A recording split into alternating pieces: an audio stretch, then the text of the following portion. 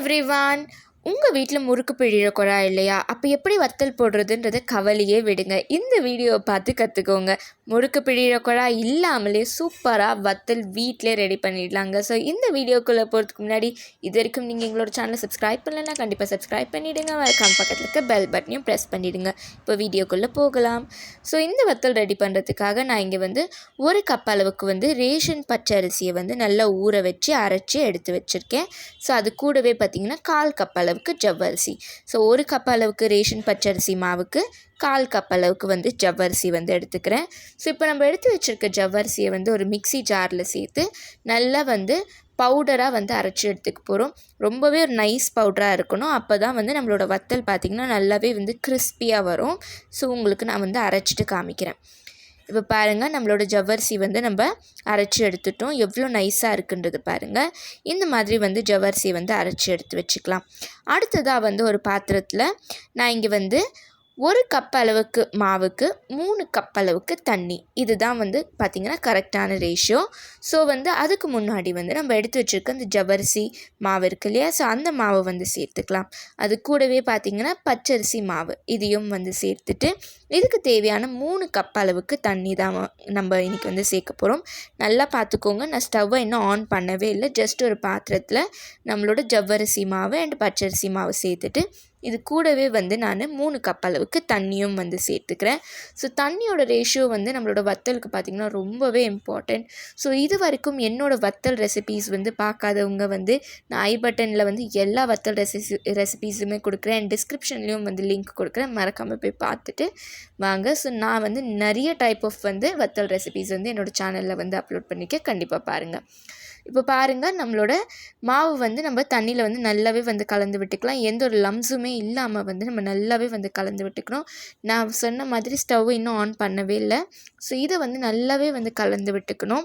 நல்லா எந்த அளவுக்கு லம்ஸ் இல்லாமல் நீங்கள் கலந்து விட்டுறீங்களோ அந்த அளவுக்கு நம்மளோட வத்தல் பார்த்திங்கன்னா சூப்பராக வரும். இப்போ பாருங்கள், லம்ஸே எதுவுமே இல்லை. இப்போ நான் இதை ஸ்டவ்வில் வச்சுட்டு இதுக்கு தேவையான அளவுக்கு உப்பு சேர்த்துக்கிறேன்.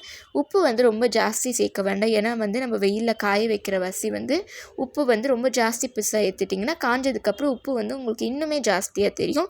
ஸோ கொஞ்சம் மீடியம் அளவுக்கு உப்பு சேர்த்துட்டு இதை நம்ம ஸ்டவ்வில் எடுத்து வச்சுக்கலாம்.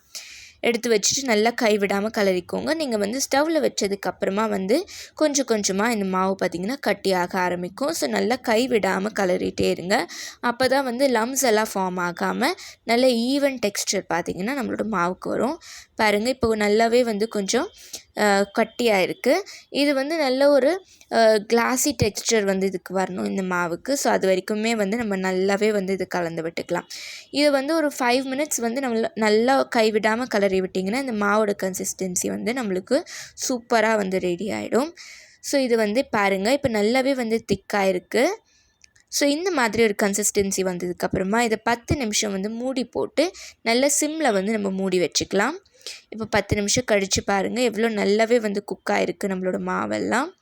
இப்போ இந்த ஸ்டேஜில் பார்த்திங்கன்னா நம்ம ஸ்டவ்வை ஆஃப் பண்ணிடலாம். ஸோ இப்போ நம்மளோட மாவுக்கு தேவையான வெறும் உப்பு மட்டும்தான் நம்ம சேர்த்துருக்கோம். ஸோ இதுக்கு மேலே நம்ம கொஞ்சமாக காரத்துக்கும் ஜீரணத்துக்காகவும் நம்ம என்ன பண்ண போகிறோம்னு பார்த்திங்கன்னா சில்லி ஃப்ளேக்ஸ், ஜீரா அண்ட் அது கூடவே கொஞ்சமாக பெருங்காயமும் சேர்த்துக்க போகிறோம்.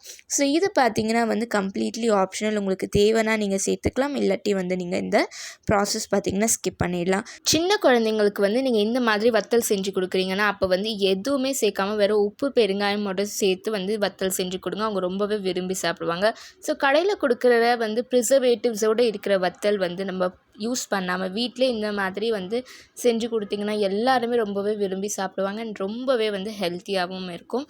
ஸோ இதில் நான் இப்போ கொஞ்சமாக சில்லி ஃப்ளேக்ஸ், கொஞ்சமாக சீரகம், அது கூடவே டைஜஷனுக்காக கொஞ்சமாக பெருங்காயமும் சேர்த்துக்கிறேன்.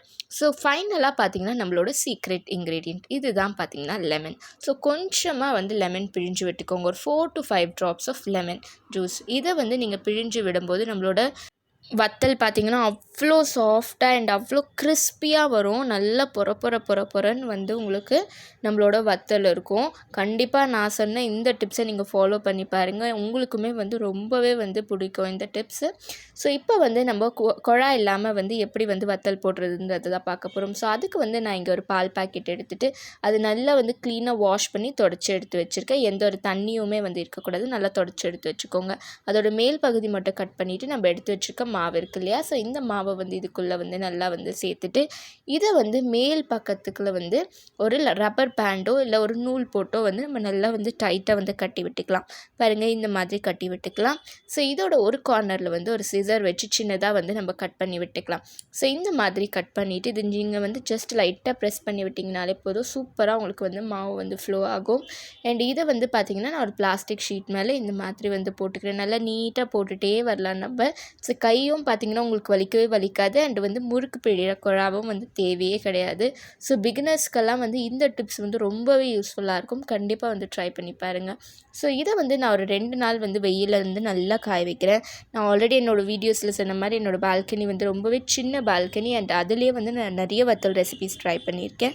ஸோ இப்போ 2 நாள் கழித்து பாருங்கள், நல்லாவே வந்து காஞ்சி வந்திருக்கு. ஸோ இதை இந்த மாதிரி சின்னதாக வந்து நம்ம வந்து போட்டு வச்சுக்கலாம் நம்மளோட ரெகுலர் யூஸ்க்காக. பெருசாக வேணும்னு நினைக்கிறவங்க அப்படியே கூட நீங்கள் வந்து வறுத்து சாப்பிட்லாம். ரொம்பவே சூப்பராக இருக்கும். ஸோ வந்து இந்த மாதிரி வந்து நான் எல்லா வத்தலையுமே வந்து சின்னதாக வந்து பீஸ் மாதிரி வந்து கட் பண்ணி எடுத்து வச்சுக்கிறேன். ஸோ குழந்தைங்களுக்கெல்லாம் நீங்கள் இந்த மாதிரி சின்னதாக கொடுக்கும்போது அவங்களுமே வந்து ரொம்பவே வந்து விரும்பி சாப்பிடுவாங்க. அண்ட் அவங்களுக்குமே வித்தியாசமான ஒரு டேஸ்ட்டில் இருக்கும். இப்போ பாருங்கள், நம்மளோட வத்தல் எல்லாமே சூப்பராக வந்து காஞ்சி வந்திருக்கு. இதை வந்து நம்ம இப்போ பொரிச்சு எடுக்கலாம். ஸோ ஆல்ரெடி வந்து நான் இங்கே வந்து ஆயில் வந்து ப்ரீ ஹீட் பண்ணி வச்சுருக்கேன். இதில் வந்து நம்ம ரெடி பண்ணி வச்சுருக்க வத்தல் எல்லாத்தையுமே வந்து பொரிச்சு எடுத்துக்கலாம். பாருங்கள், நம்மளோட வத்தல் எல்லாம் எவ்வளோ பெருசாக பொரிஞ்சு வருது.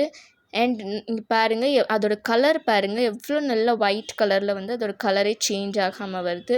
ஸோ நான் சொன்ன டிப்ஸ் எல்லாமே நீங்கள் ஃபாலோ பண்ணிங்கன்னா நீங்களும் உங்கள் வீட்டில் சூப்பரான ஒரு வத்தல் ரெசிபி வந்து ட்ரை பண்ணலாம்.